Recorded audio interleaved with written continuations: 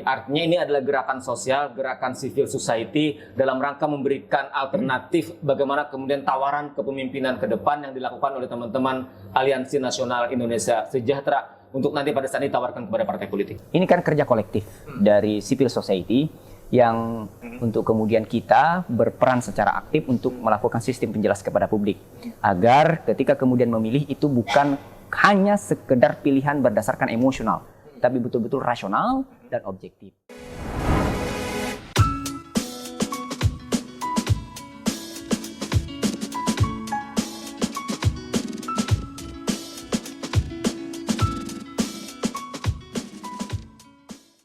Assalamualaikum warahmatullahi wabarakatuh.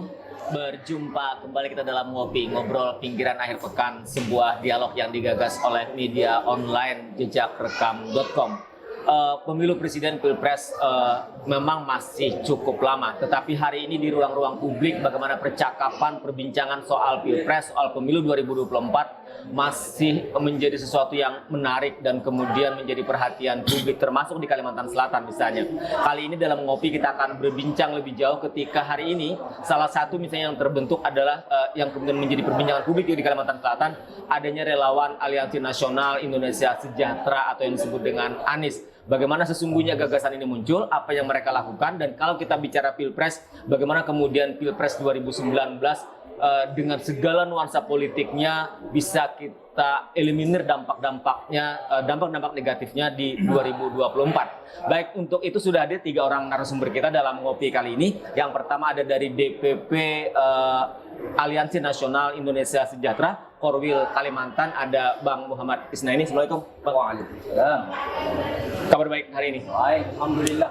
Baik, terima kasih Bang Isnaini sudah hadir. Kemudian juga hadir Ketua Pimpinan Wilayah Aliansi Nasional Indonesia Sejahtera Kalimantan Selatan, Pak Martinus. Selamat sore. Assalamualaikum Pak Martinus. Waalaikumsalam warahmatullahi wabarakatuh. Kabar baik juga hari ini? Alhamdulillah baik. Baik, terima kasih juga Pak Martinus sudah meluangkan waktunya, dan juga hadir dari pengurus wilayah sama dari Aliansi Nasional Indonesia Sejahtera, ada Bang Subhan Syarif. Assalamualaikum Bang Subhan. Waalaikumsalam warahmatullahi wabarakatuh. Kabar baik hari ini? Alhamdulillah baik. Baik, pertama saya ingin ke Bang Isnaini.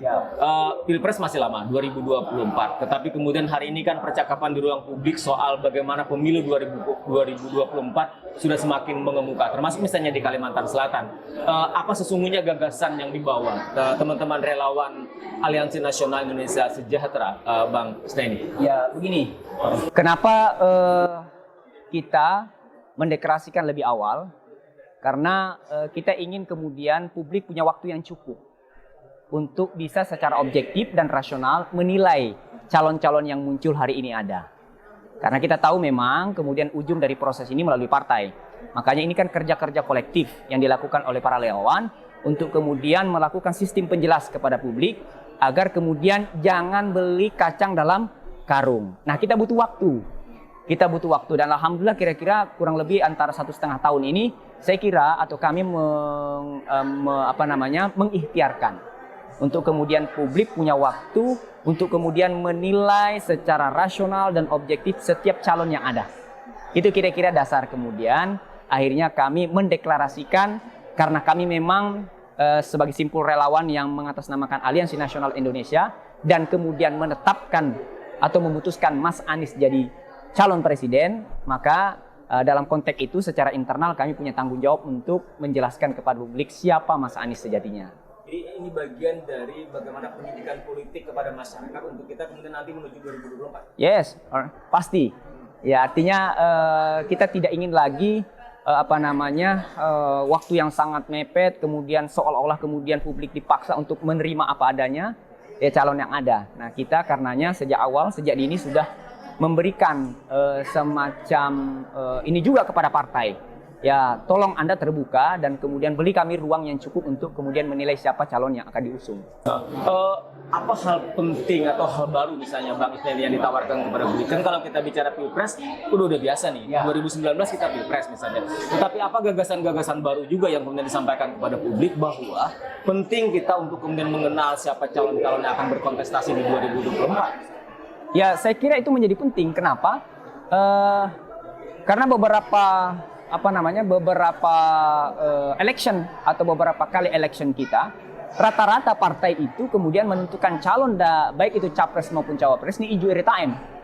Artinya ada ruang di sana yang kita tidak ingin kemudian berhusnuzon dengan partai, dan kita tetap kemudian ikut konstitusi bahwa yang berhak untuk mencalonkan capres dan cawapres adalah partai.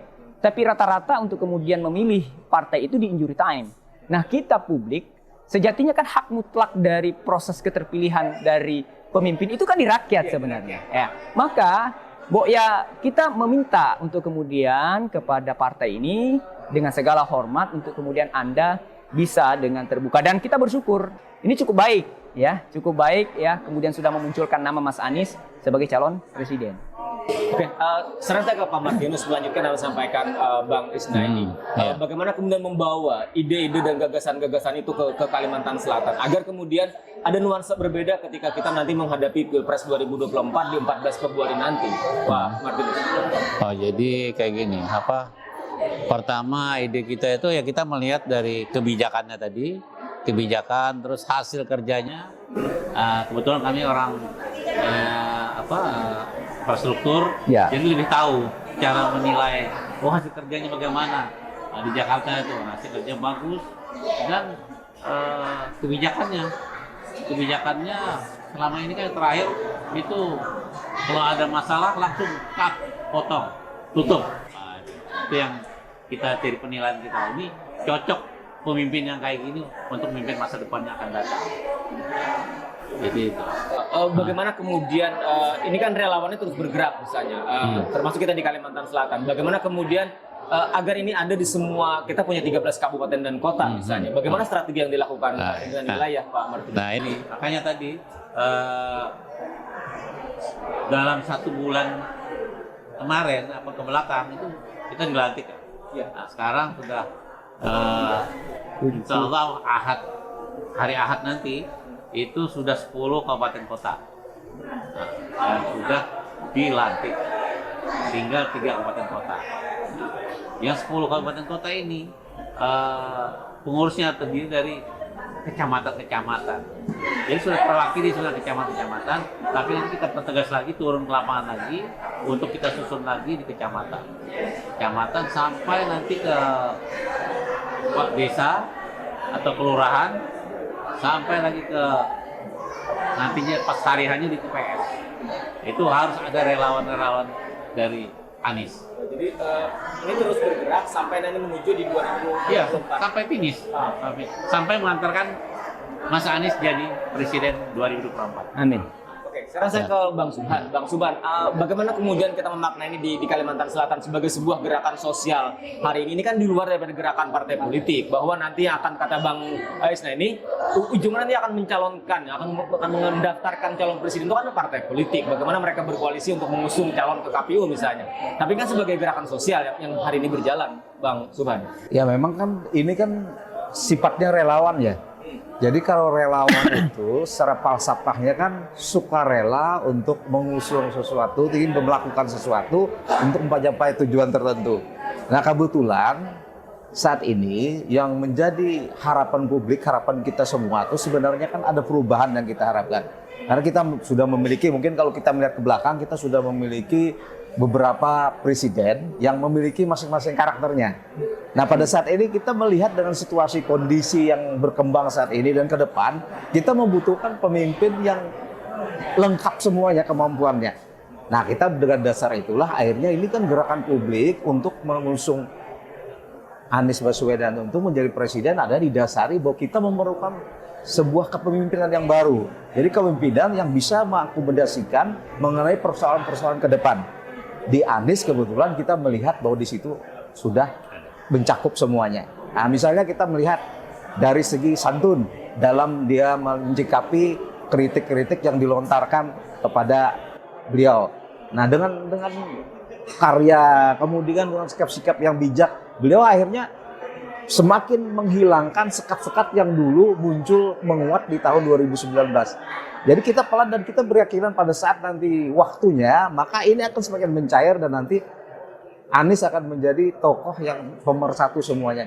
Oke, saya kembali ke Bang Isnaini. Ya. Bang, pada saatnya nanti kan menuju 14 Februari 2024 Pilpres misalnya. Tadi kata Bang Isna ini kan yang akan mencalonkan mengusung dulu partai politik. Nah, bagaimana kemudian dalam perjalanan nanti teman-teman relawan Aliansi Nasional Indonesia Sejahtera ini berkomunikasi dengan partai politik agar kemudian apa yang jadi pilihan teman-teman relawan linear kemudian dengan dukungan partai politik misalnya. Bagaimana arah komunikasi politik itu? Jadi gini, kita di Simpul Relawan ini memang ada juga yang kita bentuk semacam tim elit lah, yang kemudian berfungsi untuk mengkomunikasikan dari hasil kerja kolektif kita ya secara masif di bawah ini sebagai gerakan sosial. Nah, tentu kita kemudian juga akan secara intens kemudian mengutus tim kita untuk kemudian berkomunikasi ya dengan partai agar bisa dalam hal ini, karena apapun tadi untuk terkait dengan proses pencalonan ya harus melalui partai. Dan ini adalah kerja kolektif yang sebenarnya membantu ya partai politik untuk menghadirkan kepemimpinan yang betul-betul bisa seperti yang punya kenapa Anies ini sejahtera gitu ya. Nah, artinya kita ingin kemudian hadir kepemimpinan yang bisa menghadirkan kesejahteraan. Dan salah satu syarat untuk sejahtera seperti yang saya sampaikan adalah adanya keadilan, adanya kesetaraan untuk semua masyarakat Indonesia. Kira-kira itu. Bang Isna ini, kita kan masih ingat misalnya dalam ingatan publik bagaimana Pilpres 2019 misalnya. Nah, tentu kan ada banyak hal yang kita tidak ingin terjadi lagi di pemilu 2024 nanti. Bagaimana kita terbelah dalam dua kutub misalnya. Nah, bagaimana kemudian gagasan ini juga dibawa oleh teman-teman relawan. Bagaimana kemudian kita mengawal pemilu 2024, teman-teman Anies? Itulah tadi seperti juga saya diwawancarai oleh teman-teman media. Saya kira kita punya tanggung jawab yang sama sebagai civil society. Kita juga harus punya tanggung jawab dan ambil tanggung jawab untuk melakukan sistem penjelas bahwa dalam kita bernegara, dalam kita memilih satu pilihan itu berdasarkan pilihan yang objektif dan rasional, bukan berdasarkan pilihan-pilihan yang itu datangnya apalagi bicara tentang hoax, apalagi tentang kebohongan yang kemudian menjadi dasar untuk kemudian kita berdialektika. Nah, inilah kemudian menjadi kerja kolektif kita secara masif sebagai civil society untuk melakukan sistem penjelas. Baik secara offline maupun online, kita hentikan hal-hal yang kemudian tidak berdasar, tidak by data, untuk kemudian kita singkirkan. Kita hadirkan data, kita hadirkan objektivitas, di mana itu semua berdasarkan data. Ya, jadi kinerja dilihat dari fakta dan data yang tersaji secara objektif. Bang Isna ini, artinya kan kita masyarakat publik tentu berharap bagaimana pemilu 2024 itu perdebatan soal gagasan. Yes. Bagaimana kemudian itu yang harus kita usung agar sekali lagi jangan terjadi misalnya pengkotak-kotakan 2019 kembali terjadi di 2024. Ya. Nah, kenapa kemudian kami juga akhirnya memilih pilihan kepada Mas Anies? Karena beliau dari profil yang kami temukan adalah orang yang memang penuh gagasan. Dan kemudian gagasan ini diolah menjadi narasi yang cukup baik dan diterima oleh sekian banyak kalangan dan semua kalangan untuk kemudian dieksekusi menjadi sesuatu yang berdasarkan gagasan. Nah, hal inilah yang kemudian kita ingin tunjukkan kepada publik, ya, ingin kemudian kita angkat. Beginilah hendaknya kita berdialektika, berdasarkan gagasan, bukan berdasarkan hoax, ya, dan seterusnya. Kira-kira itu. Jadi kita memaknai 2024 bukan semata soal bagaimana kontestasi perebutan kekuasaan presiden, tetapi bagaimana kemudian keutuhan bernegara itu harus kita kawal sama-sama.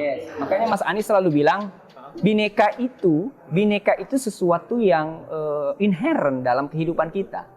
Bineka itu sesuatu yang memang pemberian Tuhan. Saya tidak mungkin sama dengan Mas. Saya tidak mungkin sama wajah saya dengan Pak Haji Martinus, ya kan?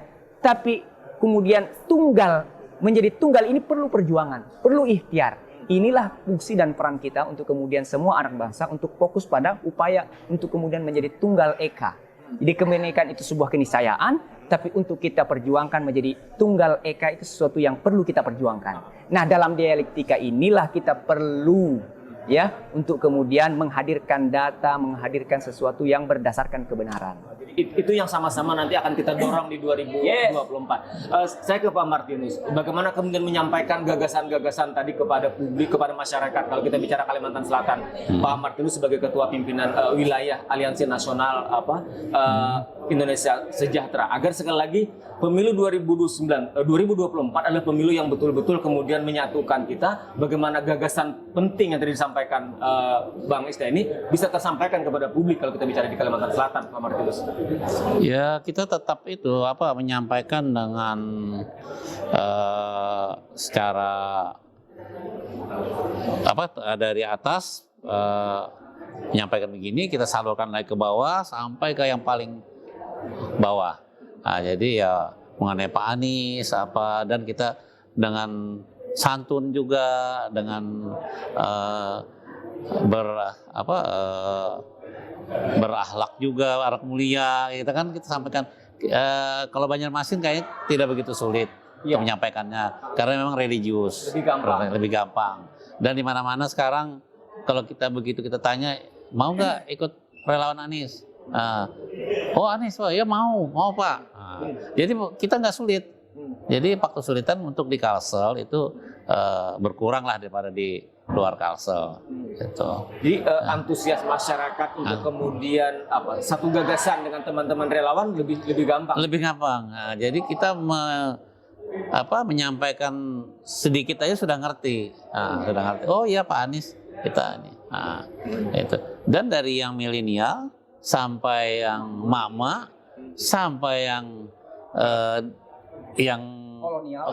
kolonial yang lama, itu sangat setuju. Makanya yang milenial pun ikut mendukung malam ini juga. Jadi yang hadir malam hari ini dari kelompok mana saja, Pak? Kelompok milenial ada, mama ada. Mama ini kita tahan aja karena kan nggak muat nanti. Iya. Kalau mama tuh lebih banyak lagi juga. Lebih antusias. Ya, antusias. Milenial tuh banyak. Yang sudah pensiunan, pensiunan dari pekerjaannya itu rata-rata itu 90% itu Anies. Kalau kita tanya ya. Ya kami kan pensiunan, ada grup pensiunan juga, ya itu 90%-nya Anies. Oke, sekarang saya ke Bang Subhan melanjutkan sampaikan Pak Martinus. Artinya kan kalau kita bicara 2024 menyasar kelompok milenial kan menjadi penting, Bang Subhan. Dan hari ini ketika teknologi informasi itu begitu masif misalnya, artinya bagaimana kemudian semua strategi harus dilakukan. Bagaimana mengkomunikasikan gagasan sampaikan Bang Isna ini sampai kepada akar rumput, bagaimana simpul-simpul yang tadi dimaksudkan. Bagaimana yang dilakukan di Kalimantan Selatan? Kalau hasil kami berdiskusi dengan Pak Ketua, jadi memang ada kiat-kiat yang memang harus kita sampaikan. Nah, salah satunya kan momen nih nanti yang akan diagendakan oleh Kalsel ini adalah pada saat 7 Agustus ini.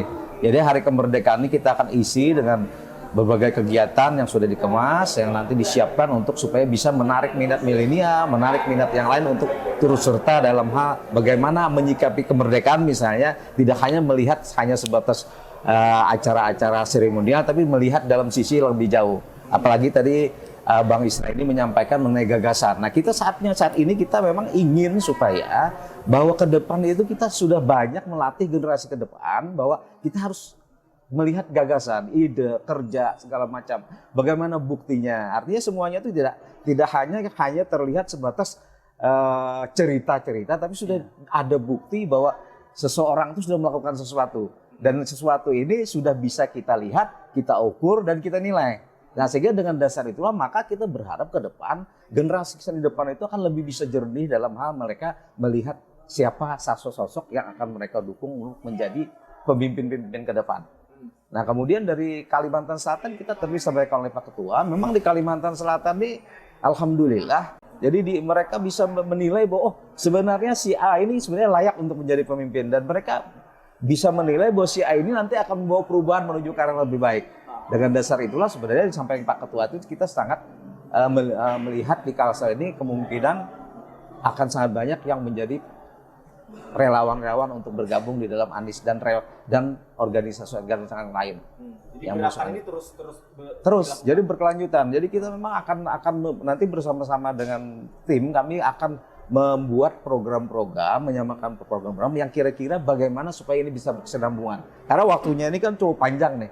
Nah, dengan cukup panjang ini sebenarnya kita berharap siapapun itu, tidak hanya kita bicara dalam tataran Anies ya, kita bicara dalam calon lain, kita harapkan nanti dengan Anies ini bisa mengajak mereka, ayo kita sampaikan ke publik bahwa ini loh yang sebenarnya kita lakukan. Kita jual gagasan, kita sampaikan tokoh ini sudah berhasil melakukan apa saja, bagaimana sikap perilakunya, sehingga yang dipilih jadi pemimpin ke depan itu adalah memang pemimpin-pemimpin yang sesuai, kalau di Islam itu kan, yang memang sesuai dengan apa yang diatur oleh agama, apa yang diatur oleh standar moralitas kita segala macam.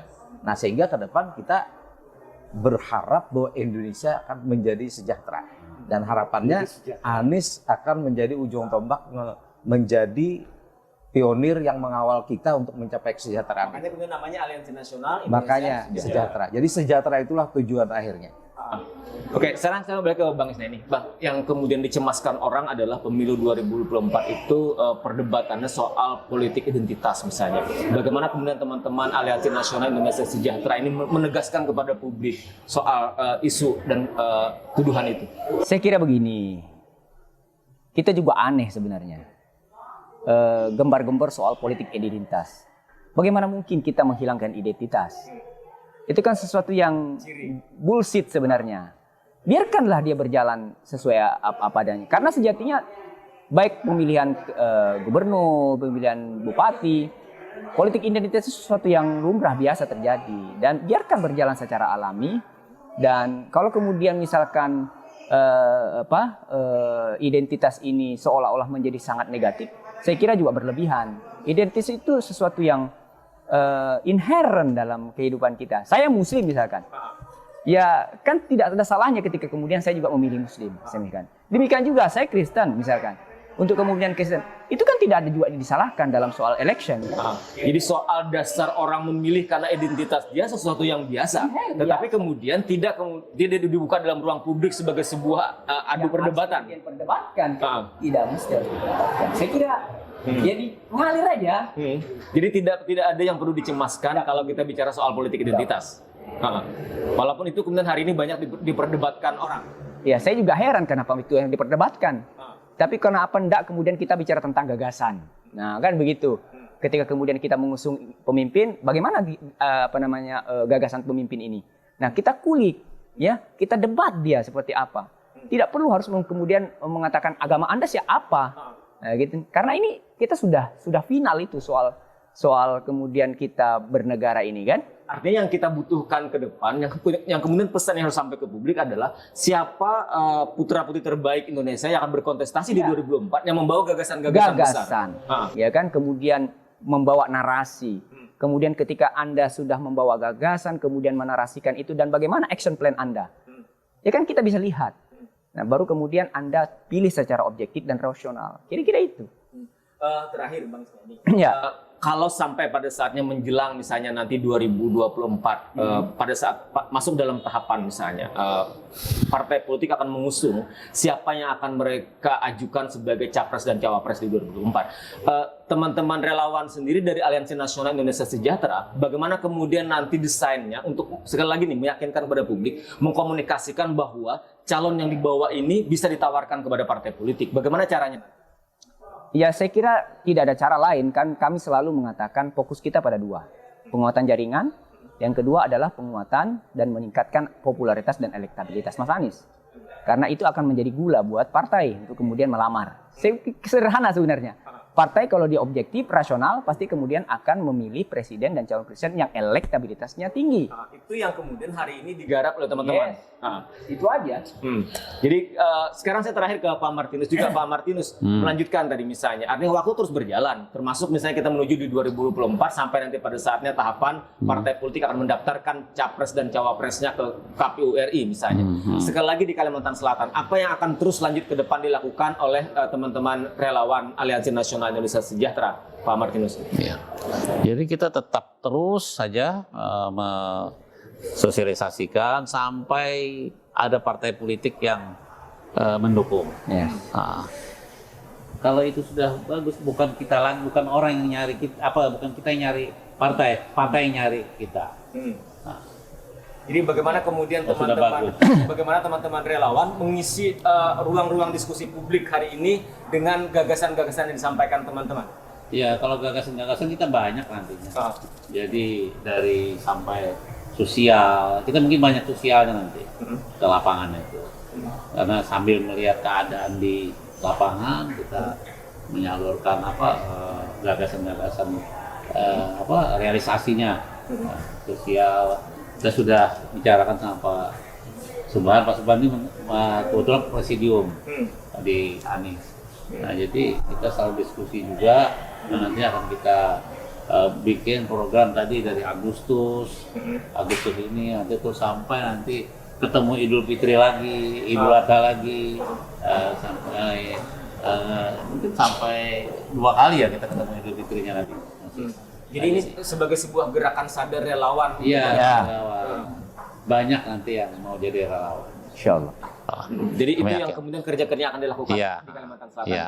Oke, terakhir saya juga ingin ke Bang Subhan, bagaimana kemudian kita memaknai gerakan ini, gerakan Aliansi Nasional Indonesia Sejahtera di Kalimantan Selatan dengan kerja-kerja ke depan. Untuk yang paling penting tentu adalah bagaimana menyampaikan pesan yang tadi disampaikan Bang Isna ini di Kalimantan Selatan, dan tujuan akhir kita adalah tentu kita tidak sekedar bicara soal kontestasi kepemimpinan, tetapi bagaimana kemudian Indonesia ke depan yang lebih maju dan sejahtera. Ya, yang jelas kan seperti ini. Kita sudah punya pilihan sebenarnya. Kalau kami di Anies kan sudah punya pilihan bahwa Anies Baswedan adalah yang akan diusung untuk menjadi calon presiden, dan bahkan harapan kita nanti mudah-mudahan menjadi presiden. Nah, itu sudah menjadi cita-cita kita. Nah, kemudian di sisi lain kalau kita melihat fakta, sebenarnya kan terkait tadi yang disampaikan oleh Bang Isna ini mengenai elektabilitas segala macam, popularitas.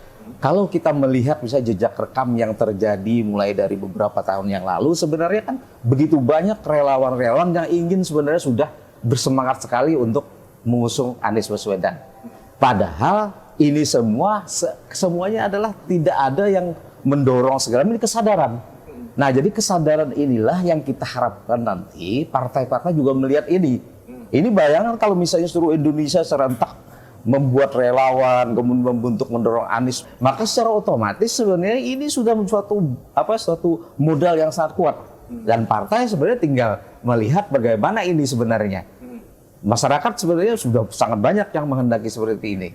Seperti yang tadi disampaikan Pak Ketua kita bahwa banyak orang yang ingin terlibat di dalam proses ini tadi. Dan ini sebenarnya sangat jarang dimiliki oleh tempo-tempo yang lalu. Jadi ini sebenarnya langkah baru, perubahan di sini. Inilah yang kita dorong supaya ke depan generasi-generasi muda kita bisa paham bahwa ini adalah proses yang menjual gagasan, menjual narasi, sekaligus dibuktikan dengan kerja terdahulu yang menyatakan bahwa apa yang digagas oleh Pak Anies, kemudian dikerjakan, dinarasikan dan dikerjakan itu semuanya bisa sejalan dan hasilnya bisa terlihat nyata.